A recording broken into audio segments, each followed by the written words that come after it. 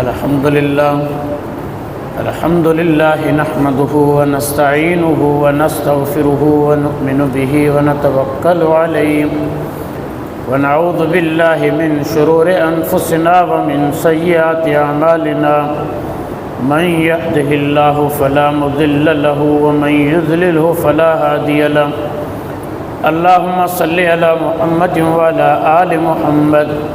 كما صليت على إبراهيم وعلى آل إبراهيم إنك حميد مجيد اللهم بارك على محمد وعلى آل محمد كما باركت على إبراهيم وعلى آل إبراهيم إنك حميد مجيد أعوذ بالله من الشيطان الرجيم بسم الله الرحمن الرحيم وسيجنبها الأتقى الذي يؤتي ماله يتزكى وما لأحد عنده من نعمة تجزى إلا ابتغاء وجه ربه الأعلى ولسوف يرضى وقال النبي صلى الله عليه وسلم يا أبا بكر أنت صاحبي في الغار وأنت صاحبي على الحوض أو كما قال عليه الصلاة والسلام۔ جمعہ کا بابرکت دن ہے اور اس ماہ مبارک میں، اس تاریخ میں، تمام تر ملک کے اندر جمعۃ المبارک میں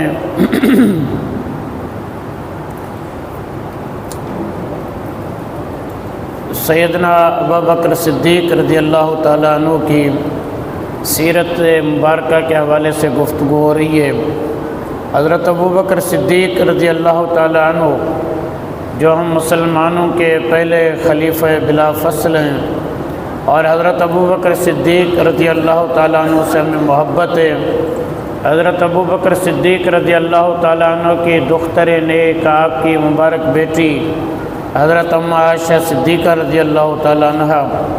وہ ہم اور آپ سب اہل ایمان کے ماں ہیں، امہات المومنین ہیں۔ حضرت ابوبکر صدیق رضی اللہ تعالیٰ عنہ کا تذکرہ قرآن مجید کے اندر بھی مختلف آیات کے اندر پھیلا ہوا ہے، اور حضور نبی کریم صلی اللہ علیہ وآلہ وسلم کی بھی کئی ایک ایسے احادیث ہیں جن میں حضرت ابوبکر صدیق رضی اللہ تعالیٰ عنہ کی فضیلت اور عظمت کا بیان ہے۔ اس لیے حضرت ابوبکر صدیق رضی اللہ تعالیٰ عنہ سے پوری امت کو محبت ہے۔ اس لیے حضرت ابوبکر صدیق رضی اللہ تعالیٰ عنہ کی فضیلت کے حوالے سے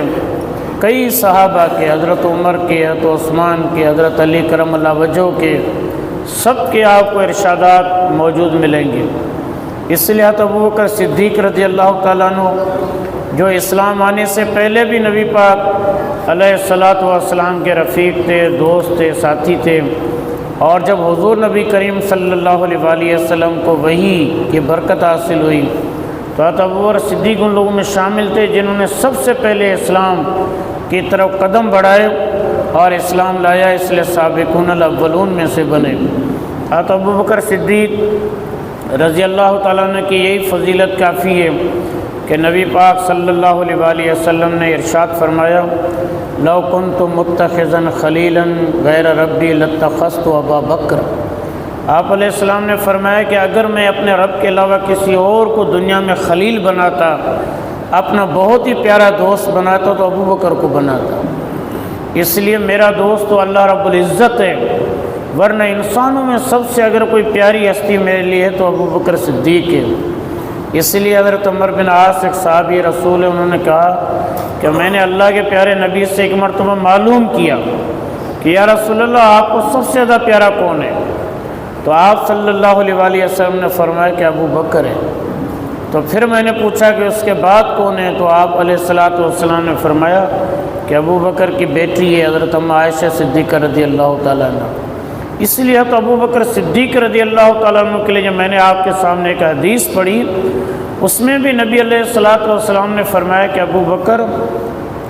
تم دنیا کے اندر بھی غار کے اندر ایک سفر میں میرے ساتھی تھے،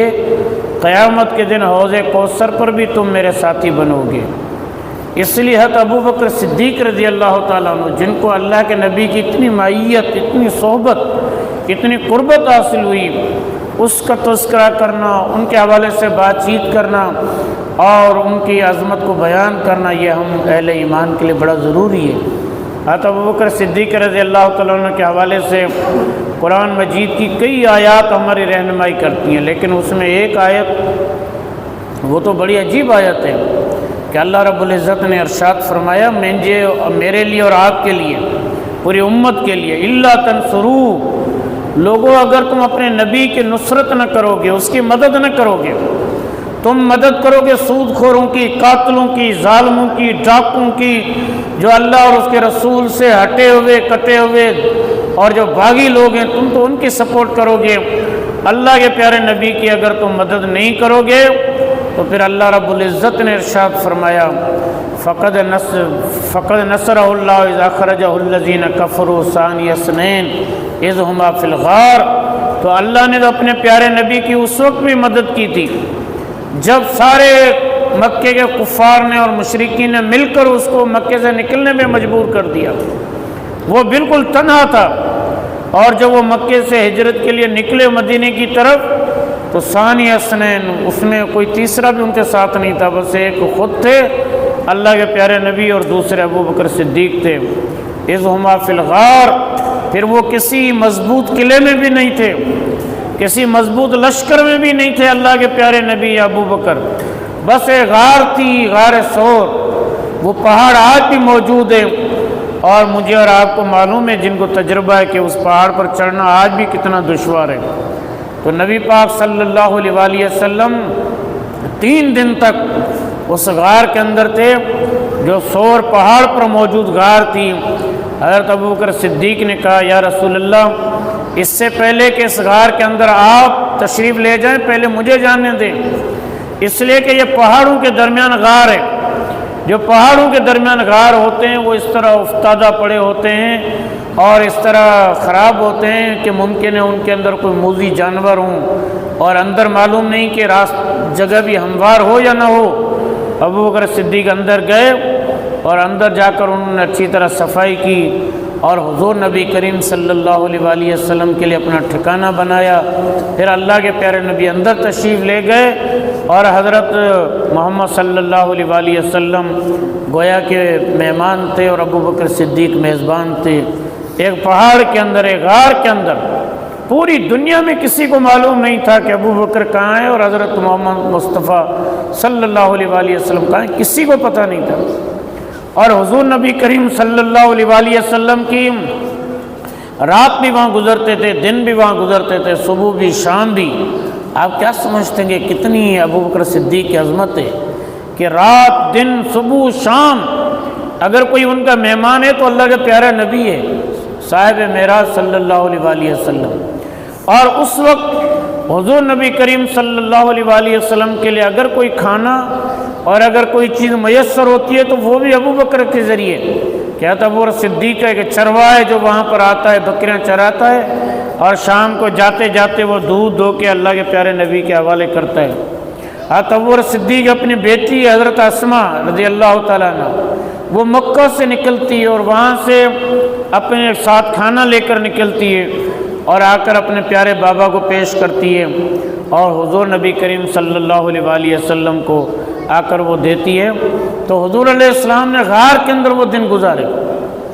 کہتے ہیں کہ اس غار کے اندر ایک طرف تو ایسا سوراخ تھا کہ جہاں سے ابوبکر صدیق کو اس بات کا خوف تھا کہ یہاں سے پہاڑ سے کوئی کیڑا مکوڑا کوئی چیز آ سکتی ہے اور ممکن ہے کہ وہ چیز کہیں مبادا اللہ کے پیارے نبی کو تکلیف نہ دے۔ ابوبکر صدیق اکثر اس جگہ پر اپنا پاؤں رکھ دیتے تھے تاکہ کوئی چیز باہر سے آئے تو پہلے مجھے کاٹے، لیکن پیارے نبی صلی اللہ علیہ وآلہ وسلم کو کوئی تکلیف نہ پہنچے۔ اور پھر یہی ہوا کہ کوئی ایک سانپ تھا اور وہ سانپ بھی پہاڑی علاقے کا، اس نے ابوبکر صدیق کے پاؤں پہ آ کر ڈنک مارا، ابوبکر صدیق کو کاٹا۔ ابوبکر صدیق پہ ظاہر ہے جسم پہ زہر تو پھیل گیا، لیکن یہ بھی وہ لمحہ تھا کہ جب حضور علیہ السلام ابوبکر صدیق رضی اللہ تعالیٰ عنہ کی ران پر اپنا سر مبارک رکھ کر آرام فرما رہے تھے، اور اس لیے ابوبکر صدیق نے اس سانپ کے ڈسنے کی اس اتنی بڑی تکلیف کو بھی گوارا کیا، لیکن ذرا سا بھی ہلے جلے نہیں، کہیں اللہ کے پیارے نبی علیہ الصلوۃ والسلام کا آرام اور آپ کر دیا گیا۔ بڑا الزام تھا، جس الزام کی وجہ سے قصر نبوت ہل کے رہ گیا۔ آپ صلی اللہ علیہ وآلہ وسلم بھی ظاہر ہے اپنی صفائی تو ہر ایک دیتا ہے، لیکن جب آپ اپنی صفائی دیتے ہیں تو مانے گا کون؟ ہر ایک کہے گا یہ تو ہر ایک اپنے حق میں بولتا ہے، اپنی بیوی کے حق میں بولتا ہے، اپنی بیٹی کے حق میں بولتا ہے، اپنے بیٹے کے حق میں ہر ایک بولتا ہے، لیکن دنیا کیسے تسلیم کرے گی؟ آپ صلی اللہ علیہ وسلم اس لیے خاموش تھے۔ حضرت اماں عائشہ بھی کیا کہتی،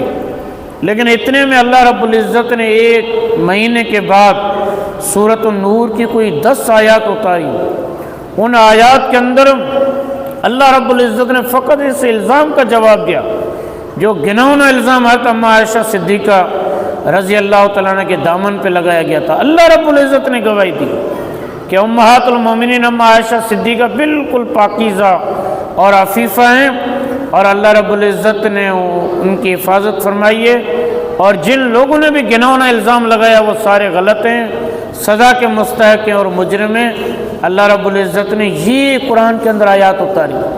جب یہ آیت اتری تو ابو بکر صدیق رضی اللہ تعالیٰ عنہ نے تحقیق کی، لوگوں نے بھی بتایا کہ کون کون لوگ الزام میں شریک تھے۔